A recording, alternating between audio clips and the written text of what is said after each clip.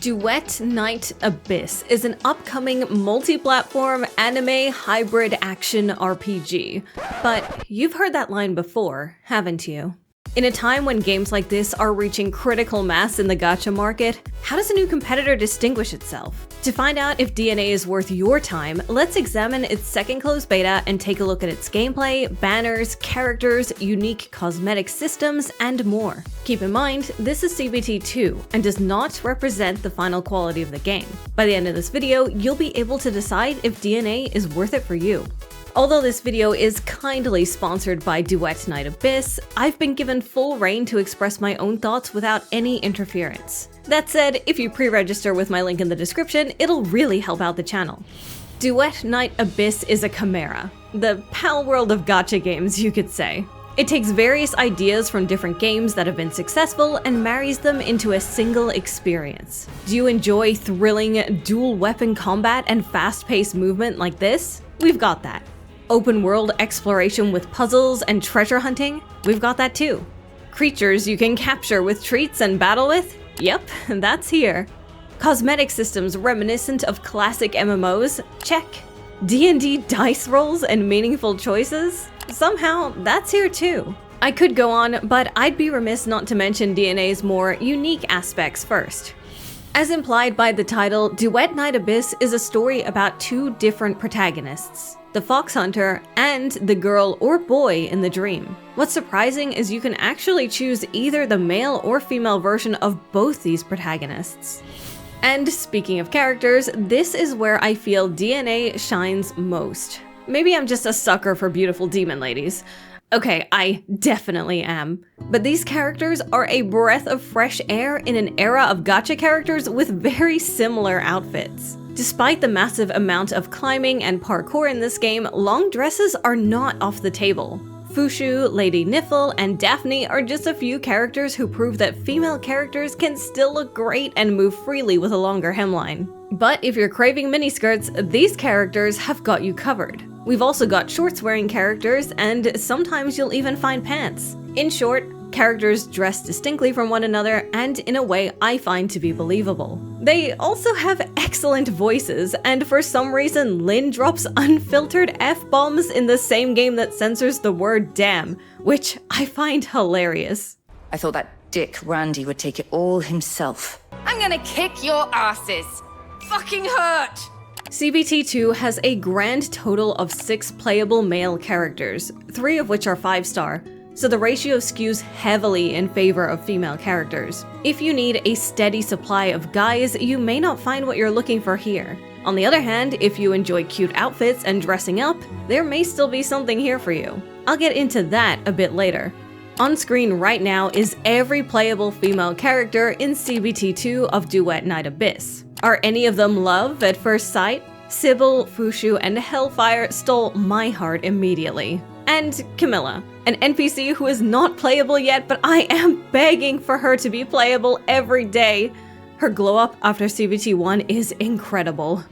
In DNA, characters can use any type of weapon and can swap between melee and ranged weapons in the blink of an eye. Left click for melee, right click for ranged. Characters do specialize in particular weapons though. Basic attacks and ranged attacks are generally dictated by the weapons a character is using. You can hang in midair by shooting at enemies, but unfortunately there's no way to aim without shooting. Like other games in this genre, every character comes with their own unique passives, skills, and ultimate attacks. Rather than being on cooldown, these skills can be used so long as your character has enough sanity, meaning you can spam skills or ultimates with enough juice. To help with animation fatigue, using ultimate moves in succession will stop playing the full cutscene until a certain amount of time passes, a feature I dearly wish more games would implement. Unlike its competitors, however, DNA does not rely on swapping quickly between a handful of characters to deal damage. Instead, you control a single character and deploy up to 2 characters you own as AI companions. I love sticking to a single character I'm obsessed with, so this feature is huge to me. The downside is that the AI companions use the same moves that they normally would, so they can end up causing a lot of visual clutter on screen. Hopefully there will be a setting to limit the effects from allies in the future. Generally, you'll be mowing down huge groups of enemies, and if you're unprepared, it's very possible to get overwhelmed, leading to some exciting moments. Or death. Besides weapons, the main equipment of DNA is something known as demon wedges. Demon wedges not only impact stats, but they can also affect things like how wide a character's AoEs are, or how quickly you can fire your weapon. Best of all, these are completely free from the dreaded RNG substats. Fortunately, it's easy to keep track of your equipment thanks to the loadout system present in the game. You've got the freedom to experiment with builds without all the frustration of having to find your best setup again. DNA has no sprint button. Instead, it follows its inspirations with the Helix Leap, a jump that can take you far either horizontally or vertically depending on where you aim. While you're exploring, you'll come across Genimons you can capture, collectible creatures who can benefit you in battle. The limited 5-star Psyche can fly by using her ultimate, but it doesn't feel overpowered as there's nowhere you can't easily get by helix leaping and climbing. Mashing spacebar to climb up surfaces didn't always behave as well as I wanted it to in CBT2, so I hope the characters get some stickier fingers by release instead of falling down cliffs all the time. After all, you'll be doing these things constantly in lieu of sprinting. Coincidentally, the nature of Helix Leap's animation has you upskirting your characters a lot, but I've been pleasantly surprised by characters' varied and tasteful undergarments. You'll occasionally get something a little more spicy, such as with Sybil, but it feels like the outfit choices suit the characters well in this game. Minus Tabitha. I like to pretend she doesn't exist. A bit of an odd choice is how water is handled in this game. Coming into contact with a body of water will instantly teleport your character back to where they were before they jumped in, as if you had fallen into a hole. While a little jarring, this has its advantages. It turns some areas into mini platformers, which, to me, actually improves the exploration by adding stakes. Water is good for one thing though, and that's fishing. Because is it really an RPG if it doesn't have fishing? Alright, you've decided what characters you like. Now, how do you obtain them? First of all, you can select any of these 6 characters from the standard banner. That's right, the villain Sybil is included, meaning this game isn't afraid to hand you antagonists. After the discount, it only takes 40 total pulls to obtain one of these characters, meaning you'll have a 5-star to run around with in no time. The limited banners are where things really get interesting though. The first copy of any limited character you pull will be 100% guaranteed. There are no 50-50s to contend with unless you try to get subsequent copies of a character. This is such an excellent compromise given how frustrating and common 50-50 banners are in today's climate.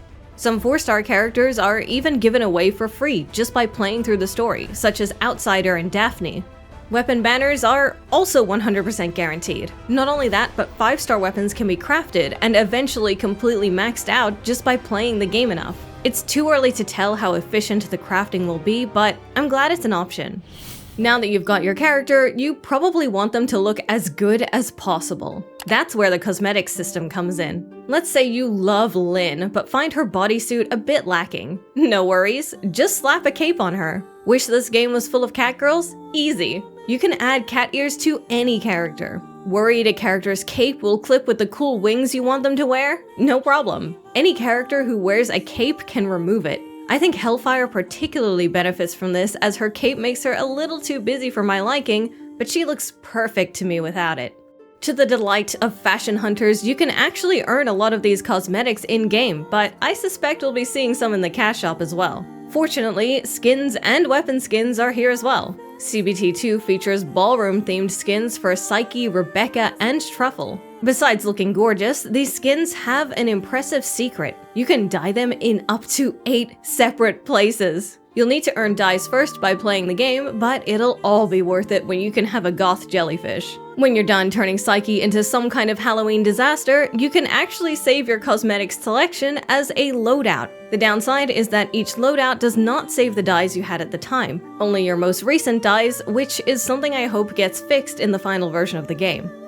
Once you're done with all that dyeing, your weapon probably won't match your character anymore. Luckily, you can dye weapons as well. Keep in mind that the appearance of weapons can change once you level them up, so you may want to save your dyes until your weapon is a high level. The future of cosmetics in DNA is bright, and this level of customization is something other gacha games are sorely lacking. In spite of the outlandish dyes you can inflict on everyone, the game's story is actually quite dark.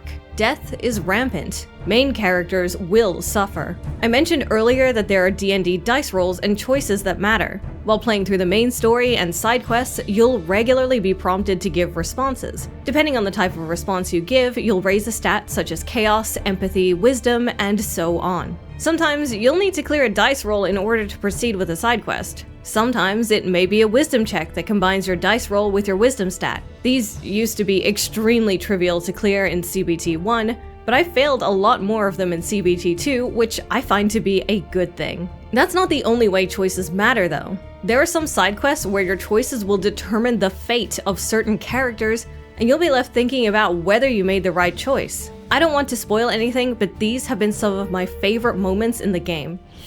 So, is DNA worth your time? The combination of all its features had me feeling unsure at first, but the more I played, the more interested I became. I love collecting characters, which DNA lets me do easily. I love skins and accessories which are readily available here. I love the traversal. I love the voice acting. I love the meaningful choices. What I didn't love so much were the bugs present in CBT2, almost certainly caused by the short 3 months between CBT1 and CBT2. DNA didn't run particularly smooth during CBT2 either, and could use a lot more optimization. If these issues get ironed out, I'll be all in. So to answer the question, if any of these aspects appeal to you, I think it's worth a shot. Duet Night Abyss, at the very least, is worth my time. It's not every day you see a woman as beautiful as Sybil.